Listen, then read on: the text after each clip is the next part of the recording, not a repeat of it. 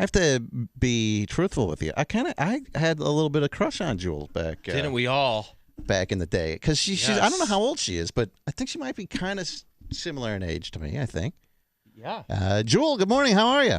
All right. How old are you, and why are we talking about this? I'm 37. How old are you? I'm up here. What are we talking about? I'm 37. How old are you? I'm 38. 38. All right. So but you're married to a much more manly guy than I am. You're married to a rodeo guy, bull rider, Ty Murray, right? Yes. All right. So let's talk to Jewel. You're doing this greatest hits tour. You've sold how many records? I read it was something like 25 million records. Is that accurate? That almost seems impossible. Oh, 25, 27. Who's counting? Is it really that high? Yes. I was, shoot. A folk singer did good. That is amazing to me that this, do you ever pinch yourself because your story is so improbable, isn't it? It is improbable. I agree with you, and I do pinch myself daily. My mom left me when I was 8, and then my dad raised me and my two brothers on a homestead grew up on a ranch with an outhouse and no running water. And then I moved out on my own when I was 15, and I was homeless by the time I was 18, and I got discovered as a complete accident. A radio DJ put a bootleg from a live show I did at a coffee shop, and he just put a bootleg of a song on the air just as a whim. Mm-hmm. And it got requested so much it ended up in the top 10 countdown, and then record labels heard about that, and I got discovered. That is unbelievable. In fact, I didn't even know all of the details of that story, but that is unreal. And you didn't have any. It's fascinating. I should have been a statistic. I should have been in a ditch somewhere a long, long time ago. And this guy in the radio who did this, you didn't? Did you know the guy? Did he just do this, or did you try and convince him to do it, or what was the story there? There was a neat music scene in San Diego, and I was friends with other singer-songwriters, even though I was homeless at the time. And he was a programmer of a big station called 91X, sure. And he just was very into the music scene. He was just a very cool guy that loved music, and he was very moved by me. Like when I would sing, he just would cry, and he just felt compelled for some reason to put a little bootleg on the air, and it really changed my life. So your mother leaves you, you said, when you're 8 years old. Mm-hmm. She just left the whole family and said, I can't. Why did she do that? That's a good question. I don't know why a mom does that. It happened, and my dad luckily took up the reins and did the best that he knew how, but we had a bit of a tumultuous relationship, and at 15 I just decided to, I was working several jobs, and I just got a little house to pay rent on, and would hitchhike or ride my horse into town and do my little jobs. And This is great. Jewel, actually, when I was 15 years old, I was constantly telling my mother, I'm going to move out. Screw you, Mom. Jewel actually did it. Yeah. She moves out at the age of 15. Have you had contact with your mother since you were 8 years old? A little bit, not in years. But, each their own, and the fun thing now is I get to be a mom, and I have my son. He's a year and a half old, and it's such a healing thing. It's so beautiful. That love, to have that unconditional love, and that's when you look at your baby. When you look at your baby, who is like 1 or 2 years old now. When you look at this child of yours, don't you think to yourself, how could a mother ever leave their child? Are you going to start playing little violins? Well, no, I mean, this is fascinating to me. Doesn't that thought go through your mind when you look at your child? I don't really dwell on it. I think the best thing I can do is be present and be a present mom. I think the best revenge is a life well lived, and my goal is to be happy, and that was my goal when I moved out when I was 15. I knew I was an at-risk youth. I knew the odds of it working out for me were very, very slim, and I had to get very serious about getting better role models in my life. Otherwise, I was going to repeat the past. And I just started reading a lot of books and learning how to be happy, because I don't think a lot of people realize that happiness is taught. It's a skill. You have decisions in your life. You make decisions that either build happiness or they don't. I think a lot of people perceive happiness as this little bird that just lands on their shoulder magically, and they'll be happy the rest of their life. And it really isn't like that. I think that we're taught to be happy, and I had to learn that. And for me, it was building skills that lent itself to happiness. And I sort of liken it to a house. If you want to have a big house, you don't get it overnight. You have to pour a foundation, and you have to put up beams, and you have to do siding. There's a process. And happiness is like that. And before happiness even comes, you have to do things that make room for happiness to come into your life. And that's serious. It means what kind of friends you have. It means the kind of people you're surrounding yourself. It means monitoring your thoughts. You know, when I was homeless, I was agoraphobic, which is hilarious because I didn't have a home. But I was really gripped by fear, and learning how to turn that around, learning how to focus my thoughts, those things were very important, and I think something that's actually going to make me a great mom. Why, you said that you had this tumultuous relationship with your father. What was so tumultuous or so strained about it?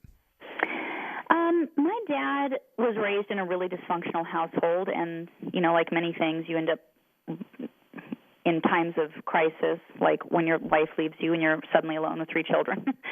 It's the only thing you know. Like it's an emotional language you grew up speaking, and as much as you don't want to speak that language, you end up speaking that language. And we had a difficult relationship, and he struggled. You know, he really struggled to be a single father, and he was struggling with alcoholism at that time in his life. And it was just easier for me to be on my own. It was more peaceful for me. And I didn't live far. I think I lived like a mile and a half down the road and was just paying, I don't know, $400 in rent a month or something like that. How did you end up in, so this is all in Alaska. How did you end up down in San Diego then? I went down there to help a family member who was sick, and was paying rent and had a job. And I went in one day, and my boss took me aside to say that he wanted to talk with me, and I realized halfway through the talk he was propositioning me, which growing up bar singing wasn't the first time I'd been propositioned, and so I just joked it off and kind of made light of it and was like, yeah, right, you know. And my paycheck was due the next day, and I went in for my paycheck, and he wouldn't look at me, and he wouldn't talk to me, and completely ignored me and wouldn't pay me, and I left completely humiliated. And I didn't know how do you can't make somebody pay you. I didn't know what my recourses were, you know, and I didn't have enough money to pay my rent that month, and my landlord kicked me out, and I thought, well, I'll just live in my car for a couple months. I'll save up a deposit for a new apartment.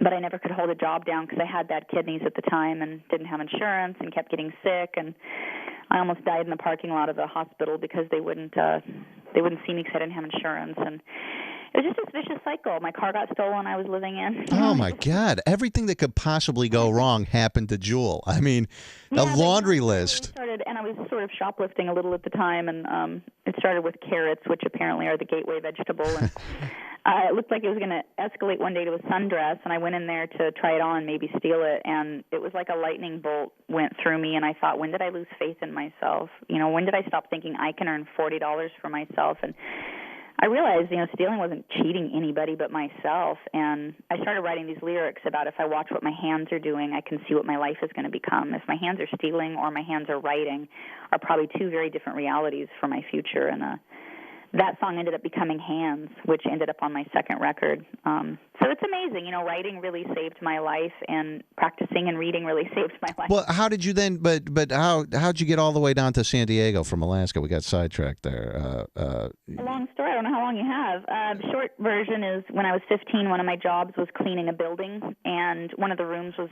rented out for a month by a dance instructor who was visiting. I asked if I cleaned his room, would he in exchange give me dance classes, and he agreed.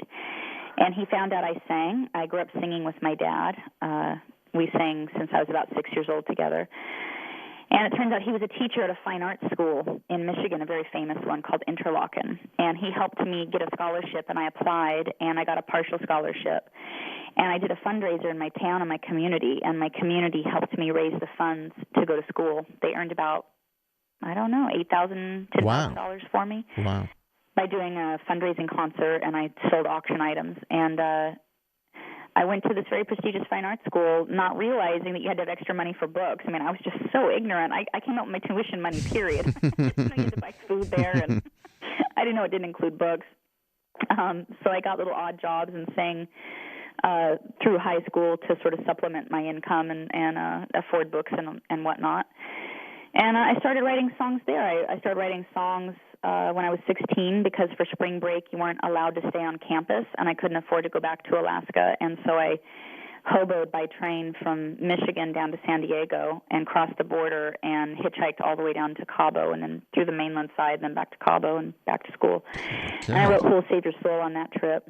Wow. And let's see, I ended up in San Diego. I went back there because of a sick relative and ended up homeless, and the rest is history. So then, and Jewel is going to be at the Lakewood Civic Auditorium on Saturday, March 23rd, and all the songs that she's going to be performing probably tie in one way or another to this extraordinary life that we're talking about right now. Then you get discovered. You told us how that happened, or a brief version of that. I'm sure there's more even to that story. It's more complicated, but you put out this first record that sells 12 million copies. And I think you were 21 or 22 years old at the time. That's hard to imagine how someone could, go from being homeless. It's a great story, but did it take somewhat of a mental toll on you? Everyone goes, oh, what a great story. That's so fascinating. But I can't imagine going from the life that you're describing now to all of the pressures that go along with overnight. You are now a multi-million selling artist. It was a trip. That first record took about a year to take off, and it looked like it wouldn't, and I would probably end up homeless again. But I worked very hard, and I was shocked at the heights it reached. It was hard. I have a poet's heart. I'm a bit of a voyeur more than I like to be viewed, and becoming famous was a bit claustrophobic for me, but I think the skills I learned when I moved out when I was 15 about really taking a hard look at myself and not letting myself drift too far, using writing to help keep track of my health, basically. I knew fame doesn't change who you are. It adds gasoline to who you are. And so if you have neuroses and predisposition toward being neurotic or needing your ego fed, if you're looking for outside attention for your self-worth, all of those things will just become worse. You'll just become more neurotic or more narcissistic. And so I knew I was in a position of danger because with my history, you have a lot of issues. And so I tried to take that seriously and set about, again, that mission for happiness, never confusing fame for self-worth, and learning really that I had the ability to control my relationship with my fan base, and that became the liberation for me. I was able to have a direct communication and always felt I was able to be honest. And as I changed, I was able to say, hey, guys, I've changed. It never felt like this cage I was in because of that relationship and because of my ability to be able to be honest with my fans. And then it became pretty easy. I just realized there were no rules, and I didn't have to put out a record on the heels of my last record. I was able to take 2 years off, even if the whole business told me I was crazy and I was going to lose everything I built. I didn't lose it. Would it have been bigger? Possibly. Could I have struck while the iron's hot more? Sure. Would I have been more famous and more wealthy? Maybe, but at the price of what? I see very many unhappy people in my job, or very successful people that have very fractured home lives. And my goal, hopefully, is to have my life be my best work of art, not just my art be my best work of art, if that makes any sense. And so I've gone about trying to build my life where I have a nice balance, and I try and pick and choose what I'm going to spend my time and energy on, and a big chunk of it's definitely my art. I feel so thankful to do it, but it isn't everything in my life. And as odd as it sounds, I look at my life as if I was on my deathbed looking back, and I'm not going to, as I'm kicking the bucket, say, woohoo, 27 million sold. I'm going to hopefully say I loved as honestly as I could, and I was well loved. You, on this greatest hits record that you put out, there's a duet with Kelly Clarkson on there. We just had Clive Davis on the show a couple of days ago, and him and Kelly Clarkson sort of got into a verbal war over. He was kind of taking credit for some of her big hit songs and that kind of stuff, and there was she didn't take too kindly to that, I guess. What did you think about that? Were you clued into any of that debate that was going on, raging over the past couple of weeks? No, I didn't. I like Kelly a lot, and she's real outspoken and real grounded, and she's a great gal. Clive has a long and illustrious history himself, and it's something I've noticed in this business is everybody loves to take credit when things work, and nobody wants to own you when they don't. Yeah, if Jewel puts out a record that doesn't sell enough copies, you don't hear too many people like Clive Davis coming out going, yeah, you know what? That's my fault, not Jewel's or not Kelly Clarkson's. You're right about that. The Beyonce thing, she lip synced at the inauguration. You went through a famous lip sync flub at the I think it was at the Super Bowl years ago. What did you think of when you saw that? Did you feel for this poor girl?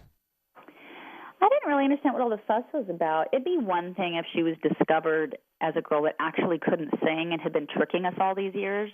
Yeah. She can sing. Yeah. I mean, she's a fantastic live singer.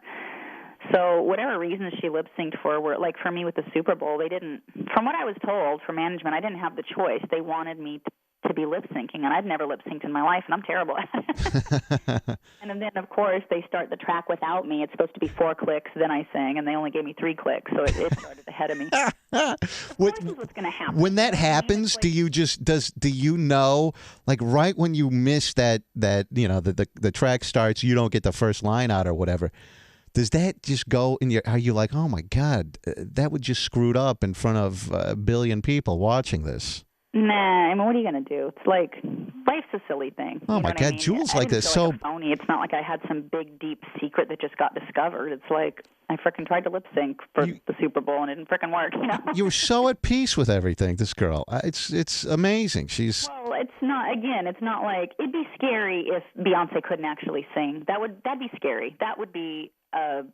That would be a scandal. But she could sing. It's just not a big deal. Jewel is going to be here, her greatest hits tour, the Lakewood Civic Auditorium on Saturday, March 23rd. Her website, I believe, is at jeweljk.com. Is that correct? Yeah. Jeweljk.com. And I'll give you the number to purchase tickets is 1-800-745-3000. And Jewel, I appreciate you coming on. Well, thanks. And good luck with the tour and everything else that you're doing. And she sounds way too grounded. It's unbelievable. I'm going to call you Barbara Walters from now on, trying to make me cry in this interview. Oh, my God. Jewel, I had even more stuff I could have gotten into with you, but I don't want to waste your whole morning. But well, thanks for your time. I really appreciate it. Thank you, Jewel. I appreciate it. Thank you. Right, bye. Bye-bye.